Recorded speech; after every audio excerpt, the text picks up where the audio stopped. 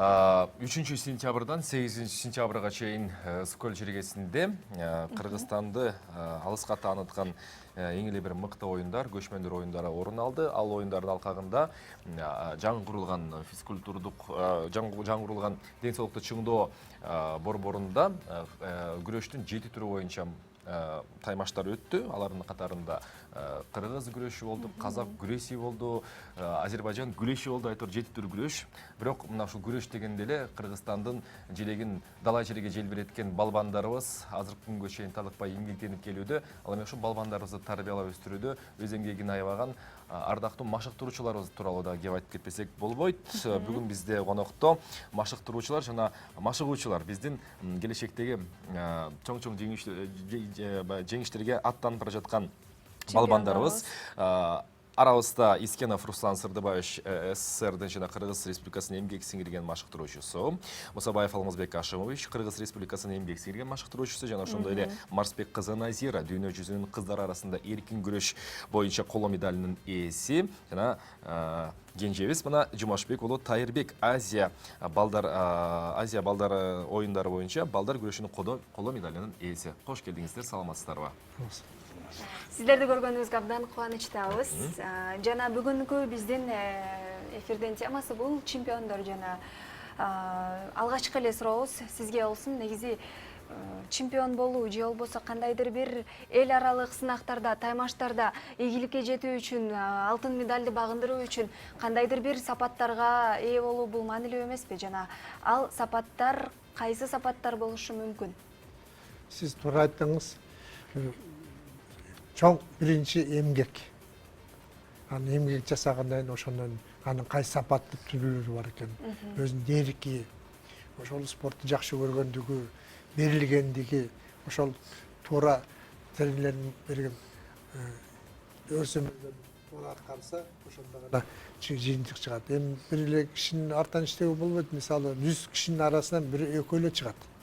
Себеп дегенде бара-бара эстесин алып сыяктуу бири-бири менен өсүп отуруп аягында ошол жакшы эмгектерге жетет. Мен мисалы бул жерде жок, Айсулдун айтып коеюн, Тыныбек түнү Олимпиадага катышпады. Ал биздин мектепти бүткөн. Ошол ушундай жакшы сапаттары бар да. Ошо берилгендиги, тренировкада ушунчалык жакшы иштегендиги, айткан тапшырманы убагында аткаргандыгы, анан мелдешке барат. Мелдешке барганда мелдеште ошо берилген көрсөтмөлөрдү так аткарса, ошондо ийгиликке келет. Мен айта албай калгандардын алмас да кошуп берет. Кыргыз азыркы тапта дүйнөлүк деңгээлде караганда, дүйнөгө көз чаптырсак, кыргыз күрөшү жанданды. Кыргыз күрөшү деген бир мындай феномен же болбосо ошондой бир түшүнүк эл аралык рангда, эл аралык деңгээлде пайда болдубу? Биз эми көчмөндөр оюну өтпөдү, дүйнө жүзүндө дүңктечти көрүнөт. Бирок мен азыр түшүнүп айттым да, ошо бүт күрөштөрдүн бир маңызы башталышы бул кыргыз күрөш го депчи. Манастарда айтылбады беле баягы. Ошон үчүн андан кийин биз мына эркин күрөш болуп атабыз. Бул эркин күрөшкө менен бөлөк күрөштөр салыштырмалуу. Биздин күрөш төрөлгөндө эле башталган күрөш да. Кичинекей баланы коюп койсоңуздар, буту кол менен кармашып келип туруп аралашып күрөшөт. Бөлөк күрөштөрдү казак үйрөтүш керек. Буттан кармаган мындай депчи. Анан ошон үчүн бул эркин күрөш ба эр жигиттин оюну деп ошого биз агайларыбыздын насаты менен окууну бүтүп, анан кички кезектен өзүбүз да ошол школду бүтүп, анан кийин машыктыруучу болуп иштеп атабыз. Ошон үчүн могу биздин балдарыбыз ушундай бир чоң-чоң ийгиликтерге жетишип, мына могу менин окуучум Жумашбек уулу Тайырбек деген мынакей уже 4-жыл окуп атат. Биз ошол школдо эмгектин күчтүүлүгү менен, эми болгондо жана ага айткандай келгенде балдар бар тең болот. Анан кийин жыл менен көрүнөт да. Анан баягы эң биринчи ден соолук. Андан кийин өзүнүн берилгендиги. Анан бизде баягы эркин күрөштө мындай айтып коет. Шахматисте акылдуу болуш керек, раперисте так болуш керек, легкий атлетте кат чуркаш керек, пловесте дыханиясы көп болуш. Бүт тармак менен тең болбосо бул бала эме боло албайт да. Биздин балдар тең жетишпейт деле. Эми астыбызда койгон максаттарыбыз 4 жылдан кийин Токио болуп атат. Булар эми жаш балдар 4 жылдан кийин БШ өнүгүшөт. Ошон үчүн биздин ошо астыбызга койгон максатыбыз ошол жака чейин. Эми андан кийин 2 жылдан кийин Азия оюндары, жыл сайын болсо Азия дүйнө жүзүнүн биринчиликтери бар. Ошого эле даярданып бүгүнтөн баштадык уже даярдыктычы. Эң сонун экен. Назир, айтсаңыз, сиз эмнеден улам эркин күрөштү тандап калдыңыз жана канча жашыңызда келдиңиз спортко? Мен 2011 жылы 8 класска спорт Шералы Сыдыков атындагы Олимпийский резервге тапшыргам. Ошондон бери азыркы убакытка чейин окуп жүрөм. Бул тапшыруумдун себеби эжем дагы ошо эркин күрөш менен катышчы. Анан ошонун улам Айсулуу эжебизди дагы Олимпиададан көрүп калып, ошо кызыгуулар жаралып, ошондон кийин улам мен тапшырып калгам. Азыркы күнгө чейин күрөшүп келем. Ошо машыгып жүрөм. Тайырбек мырзадан сурасак, Якутияга барып келдиңиз жакын күндөрү, ал жактагы сиздин мындай дүйнөлүк ранка, дүйнөлүк деңгээлге чыкканда канчалык деңгээлде өзүңүздү Якутияга барганга чейин Тайырбек жана барып келгенден кийинки Тайырбек ушу ичинде бир өзгөрүүлөр болдубу? Менде барып келгенде күрөшүп келгенден Ичине микрофон көтөрүңүз. күрөшүп келгенден өзгөрүүлөр болду. Мыкты бөлөкчө көз караш менен карайт экенсиң спортту. Мындай ичинде толкундуу сезимдер да болот экен ака күрөшүп атканда. Бияка келип күрөшсөң мындай ковёрго чыгаарда коркуу сезим болот экен биринчиден. Коркуп чыгып күрөшүп алам. Азаматсыз.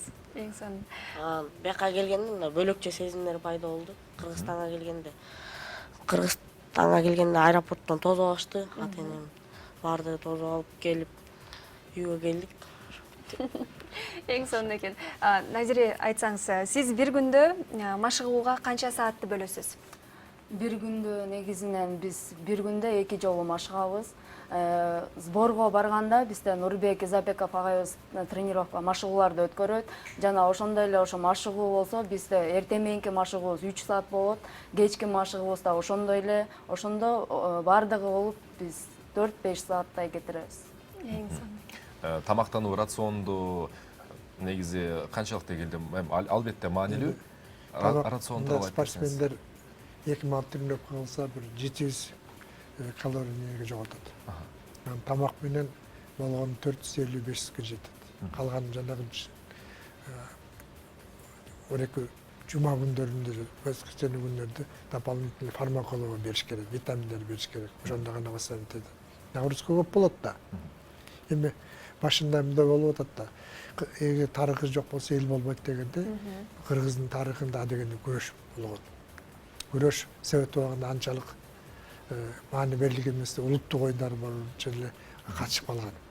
Кийин ореки биздин көкбөрү чыккандан кийин, анан ушу эгемендикке жеткенден кийин улуттук оюндар көп жакшы маанилүү коюлуп калып, айылдар да, балдар, жаштар ошо өзүлөрү өзүнчө тренировка көрүп жетекчи, ошонун көпчүлүктүн астынан жакшы спортсмендер чыгат. Эми Назира 8 класска чейин волейбол ойноп жүрдү. Келгенде мунун анча-мынча подготовкасы болгон экен. Анын өзү зээндүү, ушу тренировкада абдан өзүн берилип иштейт. Спортсмен ушундай гана кәсип керек. Андан тышкары өзүнүн эрки болуш керек чыкканда.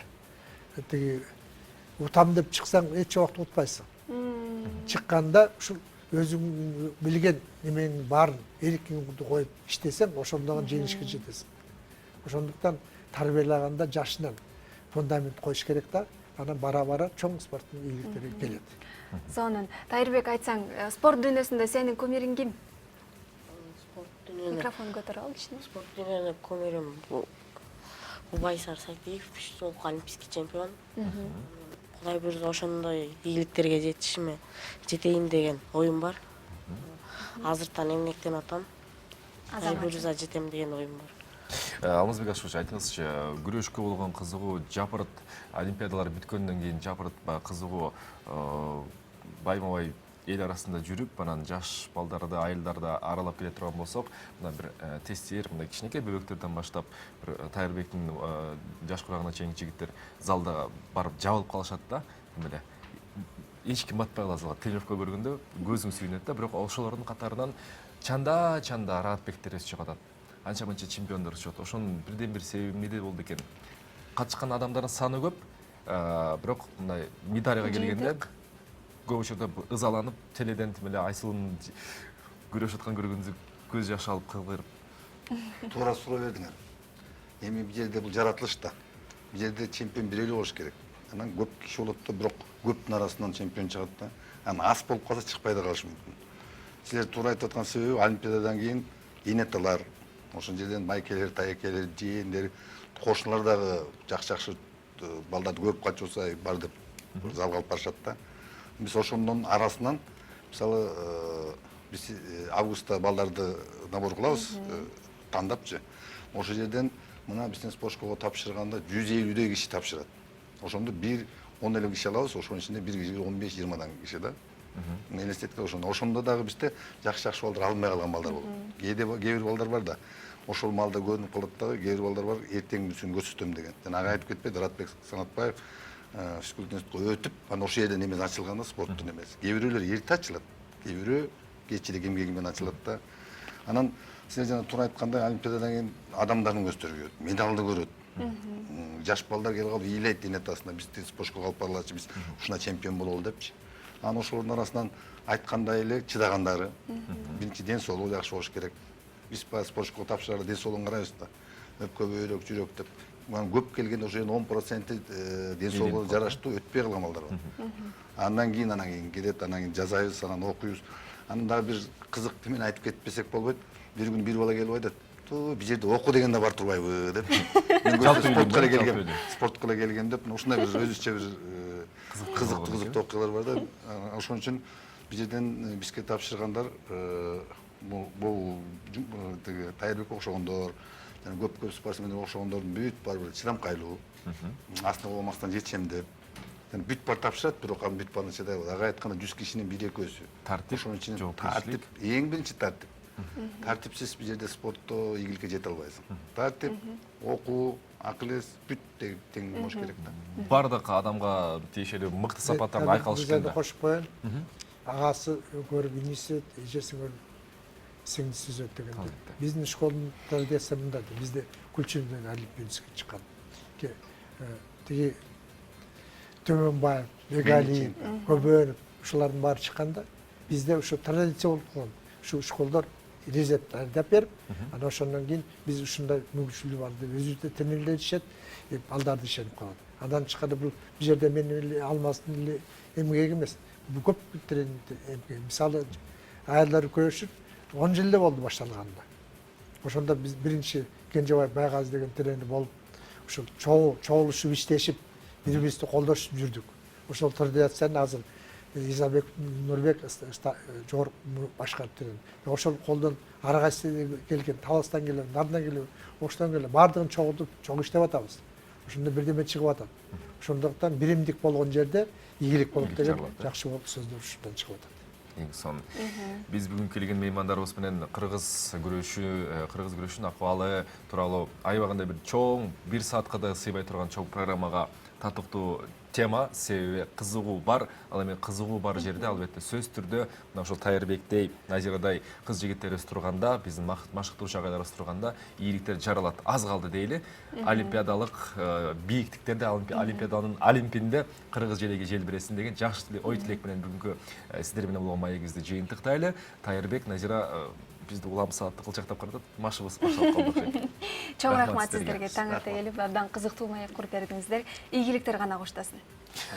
Кыргыз Республикасынын жана СССРдин эмгек сиңирген машыктоочусу Икенов Руслан Сырдыбаевич, Мусабаев Албазбек Ашымович болду. Кыргыз Республикасынын эмгек сиңирген машыктоочусу ошондой эле Марсбек кызы Назира, мына жана ошондой эле Жумушбек уулу Тайырбек Кыргызстандын келечеги, өтмүшү жана болочогу деп ишенели. Кыргыз күрөшү алгылай берсин.